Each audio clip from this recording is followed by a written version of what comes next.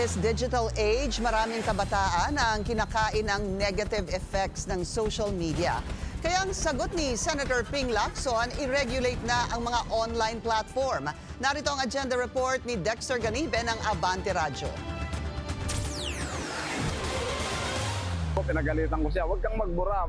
Nagpupuyo sa galit si Rinaldo at napagalitan ang kanyang 12 anyos na anak na lalaki nang unang beses niyang marinig na magmura habang nagsiselfone. Aminado siyang hindi niya nababantayan ng anak sa paggamit ng social media dahil araw-araw siyang nasa lansangan sa Metro Manila bilang TNVS driver.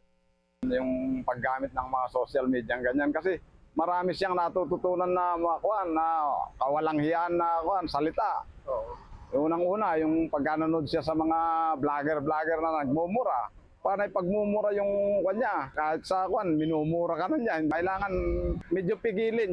Pansin din ng environmental ranger ng Barangay 76 ng Pasay na si Nelson, hindi tulad noong kabataan niya, wala na ngayong pisikal na mga aktibidad ng mga bata dahil halos maghapon ang nakatutok sa kanilang mga cellphone.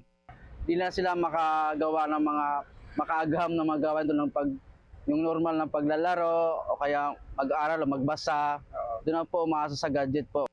Ang mga pangamba ng mga magulang tulad ni Rinaldo at Noel ang nagtulak kay Senador Pamphilio Lacson para isulong ang panukalang batas na magtakda ng regulasyon sa social media access ng mga kabataang edad 17 pababa. Ang pagtaas niya ng mga kaso ng mental health problem, pagkabalisa, depresyon at social isolation sa mga kabataan ay iniuugnay sa overexposure sa mga social media platform. Batay kasi sa pag-aaral ng United Nations Children Fund, natukoy na ang social media exposure ng mga batang Pinoy ngayon ang dahilan kaya lantad sila sa cyberbullying, body image pressures at online harassment.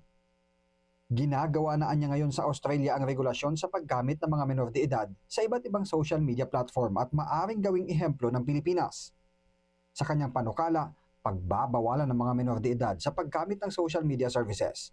Kailangan ding magpatupad ang mga social media platform ng reasonable steps at age verification measures para dito.